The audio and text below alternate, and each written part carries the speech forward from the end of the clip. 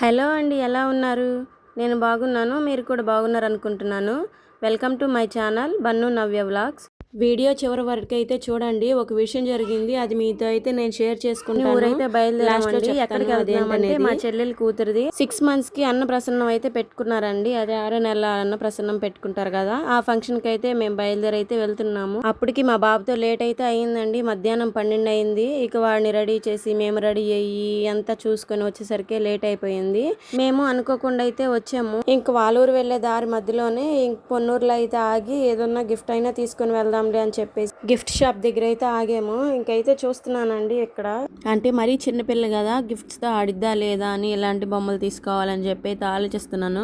ఈలోపు మావారేమో ఏదైనా చిన్న బొమ్మలు, సౌండ్ వచ్చే బొమ్మలు అయితే చూడు, వాటికి వెళ్ళి అయితే చూస్తూ ఉండేది కదా, ఏదైనా యాక్షన్ చేసే లాంటి బొమ్మలు అయితే తీసుకో అని చెప్పేసి అన్నారు. ఇక్కడ చూసారా, వీటిలో అయితే కొన్ని మోడల్స్ అయితే చూపించారు. ఇవైతే కొంచెం సౌండ్ చేసే బొమ్మలు అని చెప్పి వీటిని అయితే చూసారు. నేనైతే చూస్తున్నాను.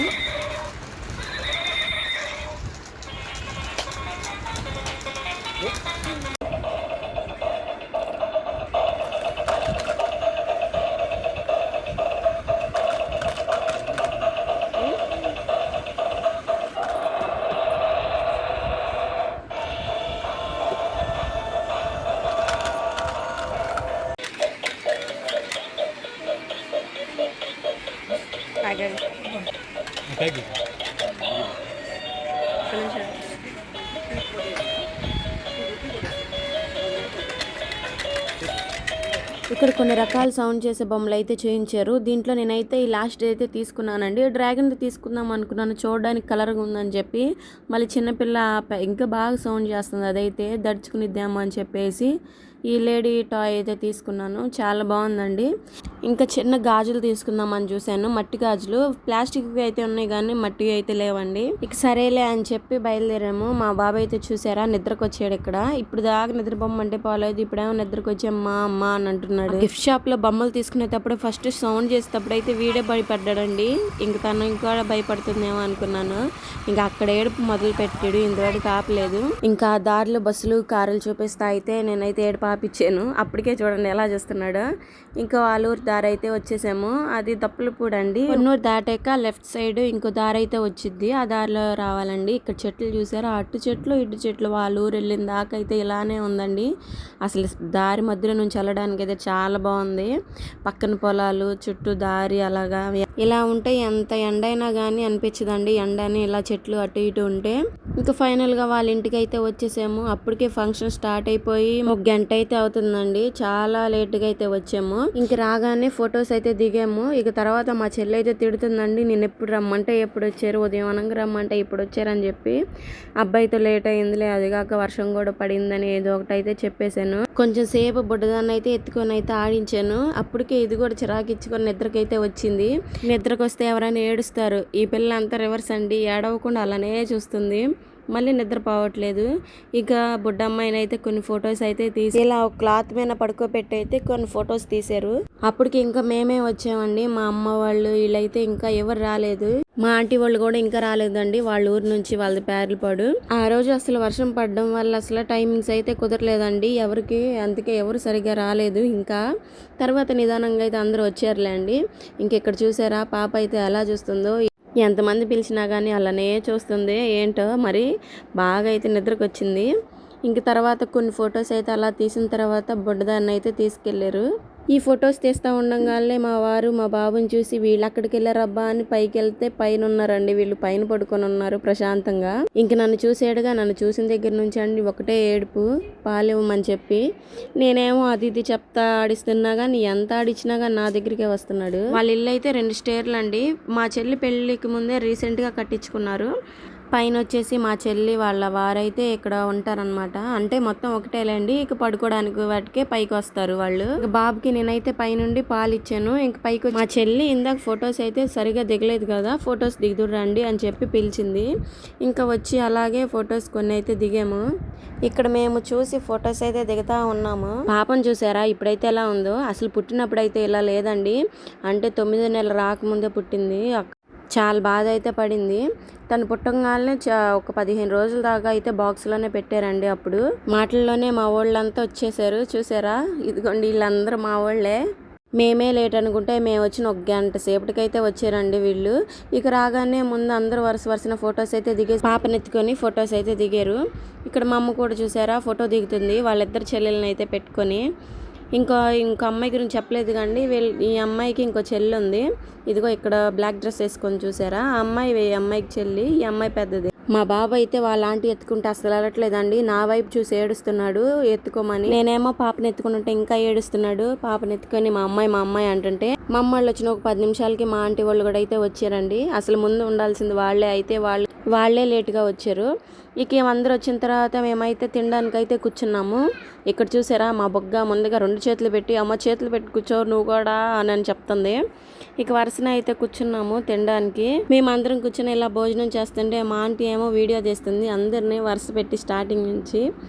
మా అత్త వాళ్ళ కోడల్ని, ఇంకా నన్ను, మా వారిని, ఇంకా మా ఇంటి దగ్గర వాళ్ళని అయితే ఫోటో తీస్తుంది. ఇలా తీస్తుంటే అందరూ ఏమో చూసి నవ్వుతున్నారు వీడియో తీస్తుంది అని చెప్పి. మేము అసలు ఈ ఊరిలో వచ్చిన రోజు సాయంత్రం అయితే పెద్ద బొగ్గు వచ్చి ఈ వీడియోలన్నీ చూసి నన్ను తీసుకెళ్లకుండా వెళ్ళారు కదా అని అయితే చాలాసేపు అయితే ఏడ్చిందండి పాపం.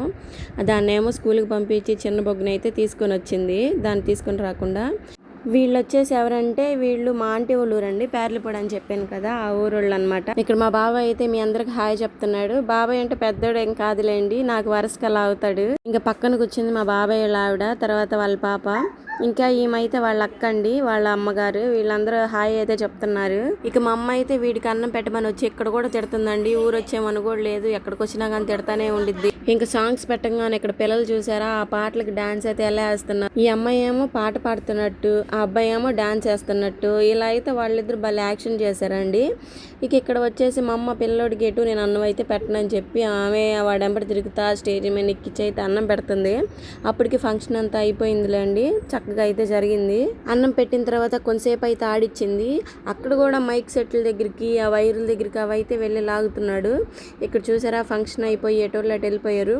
మా వాళ్ళందరూ ఎక్కడున్నారా అని చెప్పేసి చూసేసరికి ఈ ఊర్లోనే మా ఇంటి దగ్గర ఒక అక్కనైతే ఇచ్చారండి.